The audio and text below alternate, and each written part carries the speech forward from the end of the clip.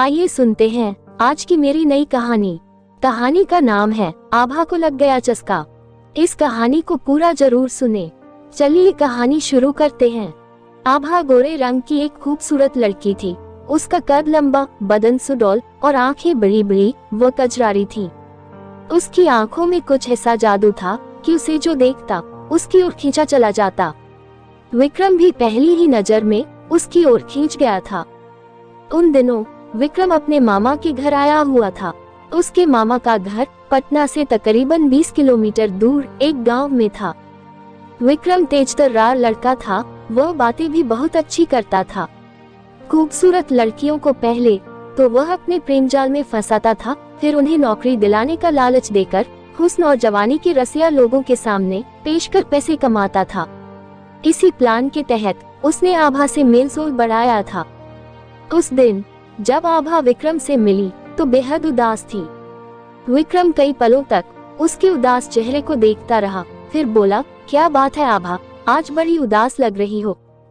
हाँ, आभा बोली, विक्रम, मैं अब आगे पढ़ नहीं पाऊंगी और अगर पढ़ नहीं पाए तो अपना सपना पूरा नहीं कर पाऊंगी। कैसा सपना? पढ़ लिख कर अपने पैरों पर खड़ा होने का सपना, ताकि अपने माँ बाप को गरीबी से छुटकारा दिला सकूं। बस इतनी सी बात है। तुम बस इससे इतनी सी ही बात समझते हो और नहीं तो क्या? विक्रम बोला, तुम पढ़ लिख कर नौकरी ही तो करना चाहती हो। हाँ, वो तो तुम अब भी कर सकती हो, लेकिन भला कम पढ़ी लिखी लड़की को नौकरी कौन देगा? मैं सिर्फ इंटर पास हूँ, आभा बोली। मैं कई सालों से पटना की एक कंपनी में काम करता हूँ। इस नाते मैनेजर से मेरी अच्छी जान पहचान है। अगर तुम चाहो तो मैं तुम्हारे बारे में उससे बात कर सकता हूँ। तो फिर करो ना, आभा बोली। अगर तुम्हारे चलते मुझे नौकरी मिल गई तो मैं हमेशा तुम्हारी एहसानमंद रहूंगी। आभा विक्रम के साथ पटना आ गई थी। एक होटल के कमरे में विक्रम ने एक आदमी से मिलवाया। वह तकरीबन 45 साल का था। जब विक्रम ने उससे आभा का परिचय कराया तो वह कई पलों तक उसे घूरता रहा, फिर अपने पलंग के सामने पड़ी कुर्सी पर बैठने का इशारा किया। आभा ने एक नजर कुर्सी के पास खड़े विक्रम को देखा, फिर कुर्सी पर बैठ गई। उसके बैठते ही विक्रम उस आदमी से बोला, सर, आप आभा से जो कुछ पूछना चाहते हैं पूछिए, मैं थोड़ी देर में आता हूँ। कहने के बाद विक्रम आभा को बोलने का कोई मौका दिए बिना जल्दी से कमरे से निकल गया। उसे इस तरह कमरे से जाते देख आभा पल भर को बौखलाई, फिर अपने आप को संभालते हुए तथाकथित मैनेजर को देखा। उसे अपनी ओर निहारता देख वह बोला, तुम मुझे अपने सर्टिफिकेट दिखाओ। आभा ने उसे अपने सर्टिफिकेट दिखाया। वह कुछ देर तक उन्हें देखने का दिखावा करता रहा, फिर बोला, तुम्हारी पढ़ाई लिखाई तो बहुत कम है। इतनी कम क्वालिफिकेशन पर आजकल नौकरी मिलना मुश्किल है। पर विक्रम ने तो कहा था कि इस क्वालिफिकेशन पर मुझे यहाँ नौकरी मिल जाएगी। ठीक है, मैं विक्रम के कहने पर तुम्हें अपनी फर्म में नौकरी दे तो दूंगा, पर बदले में तुम मुझे क्या दोगी?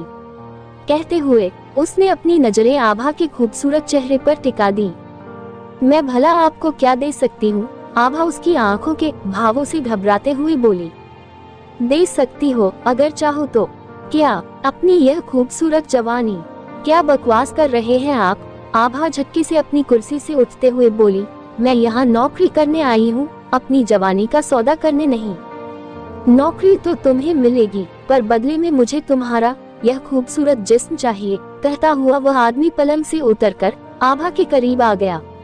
वह पल भर तक भूखी नजरों से उसे घूरता रहा, फिर उसके कंधे पर हाथ रख दिया। उस आदमी की इस हरकत से आभा पल भर को बौखलाई, फिर उसके जिस्म में गुस्से और बेइज्जती की लहर दौड़ गई।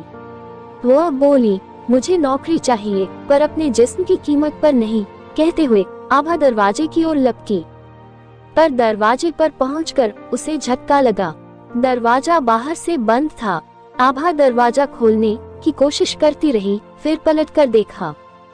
अब यह दरवाजा तभी खुलेगा जब मैं चाहूंगा। वह आदमी अपने होंठों पर एक कुटिल मुस्कान बिखेरता हुआ बोला, और मैं तब तक ऐसा नहीं चाहूंगा जब तक तुम मुझे खुश नहीं कर दोगी। उस आदमी का यह इरादा देखकर आभा मन ही मन कांप उठी। वो डरी हुई आवाज में बोली, देखो, तुम जैसा समझते हो मैं वैसी लड़की नहीं हूँ। मैं गरीब जरूर हूँ, पर अपनी इज्जत का सौदा नहीं कर सकती। प्लीज दरवाजा खोलो और मुझे जाने दो।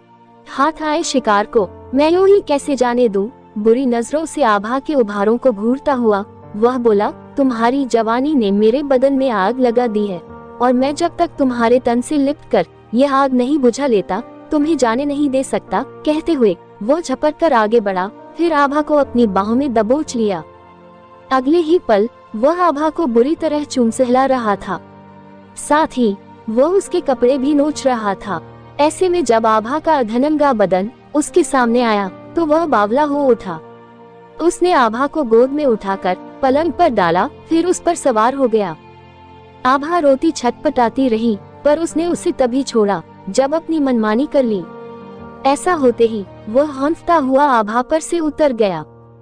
आभा कई पलों तक उसे नफरत से घूरती रही, तूने मुझे बर्बाद कर डाला, पर याद रख मैं इसकी सजा दिला कर रहूंगी। तेरी काली करतूतों का भंडाफोड़ पुलिस के सामने करूंगी। तू मुझे सजा दिलाएगी, पर मैं तुझे इस लायक छोड़ूंगा ही नहीं। कहते हुए उसने झपट कर आभा की गर्दन पकड़ ली और उसे दबाने लगा। आभा उसके चंगुल से छूटने की भरपूर कोशिश कर रही थी, पर थोड़ी ही देर में उसे यह एहसास हो गया कि वह उससे पार नहीं पा सकती और वह उसे गला घोंट कर मार डालेगा। ऐसा एहसास करते ही उसने अपने हाथ पैर पटकने बंद कर दिए, अपनी सांसें रोक ली और शरीर को शांत कर लिया। जब तथाकथित मैनेजर को इस बात का एहसास हुआ तो उसने आभा की गर्दन छोड़ दी और फटीकती आंखों से आभा के शरीर को देखने लगा। उसे लगा कि आभा मर चुकी है। ऐसा लगते ही उसके चेहरे से बदहवासी और खौफ टपकने लगा। तभी दरवाजा खुला और विक्रम कमरे में आया। ऐसे में जैसे ही उसकी नजर आभा पर पड़ी, उसके मुंह से घुटी घुटी सी चीख निकल गई। वह कांपती हुई आवाज में बोला, यह क्या किया आपने? इसे तो जान से मार डाला आपने। नहीं, वह आदमी डरी हुई आवाज में बोला, मैं इसे मारना नहीं चाहता था, पर यह पुलिस में जाने की धमकी देने लगी तो मैंने इसका गला दबा दिया और यह मर गई। विक्रम उसे घूरता हुआ बोला, जरा सोचिए, मगर इस बात का पता होटल वालों को लगा तो वह पुलिस बुला लेंगे। पुलिस आपको पकड़ कर ले जाएगी और आपको फांसी की सजा होगी। नहीं, वह आदमी डरी हुई आवाज में बोला, ऐसा कभी नहीं होना चाहिए। वो तो तभी होगा जब चुपचाप इस लाश को ठिकाने लगा दिया जाए। तो लगाओ, वह आदमी बोला। यह इतना आसान नहीं है। कहते हुए विक्रम की आंखों में लालच की चमक उभरी। इसमें पुलिस में फंसने का खतरा है और कोई यह खतरा यूं ही नहीं लेता। फिर कीमत लगेगी इसकी कितनी? 5 लाख। 5 लाख, यह तो बहुत ज्यादा रकम है। आपकी जान से ज्यादा तो नहीं, विक्रम बोला, और अगर आपको कीमत ज्यादा लग रही है तो आप खुद इसे ठिकाने लगा दीजिए, मैं तो चला। कहते हुए विक्रम दरवाजे की ओर बढ़ा। अरे नहीं, वो हड़बड़ाते हुए बोला, ठीक है, मैं तुम्हें 5 लाख रुपए दूंगा, पर इस मामले में तुम्हारी कोई मदद नहीं करूंगा। तुम्हें सब कुछ अकेले ही करना होगा। विक्रम ने पल भर सोचा, फिर हाँ में सिर हिलाता हुआ बोला, कर लूंगा, पर पैसे? काम होते ही पैसे मिल जाएंगे, पर याद रखिए, अगर धोखा देने की कोशिश की तो मैं सीधे पुलिस के पास चला जाऊंगा। मैं ऐसा नहीं करूंगा। कहते हुए वह कमरे से निकल गया। इधर वह कमरे से निकला और उधर उसने बेसुध पड़ी आभा को देखा। वो उसे ठिकाने लगाने के बारे में सोच ही रहा था कि आभा उठ बैठी। अपने सामने आभा को खड़ी देख विक्रम की आंखें हैरानी से फटती चली गईं। उसके मुंह से हैरत भरी आवाज फूटी, आभा, तुम जिंदा हो? हाँ, आभा बोली, पर अब तुम जिंदा नहीं रहोगे। तुम भोली भाली लड़कियों को नौकरी का झांसा देकर जिस्म के सौदागरों को सौंपते हो। मैं तुम्हारी यह करतूत लोगों को बतलाऊंगी, तुम्हारी शिकायत पुलिस में करूंगी। आभा का यह रूप देखकर पहले तो विक्रम बौखलाया, फिर उसके सामने गिड़गिड़ाता हुआ बोला, ऐसा मत करना। क्यों न करूं मैं ऐसा?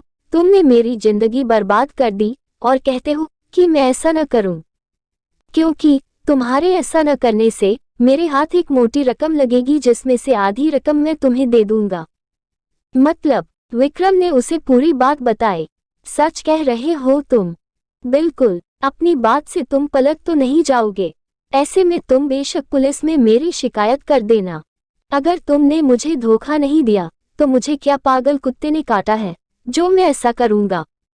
तीसरे दिन आभा के हाथ में 2.5 लाख की मोटी रकम विक्रम ने लाकर रख दी।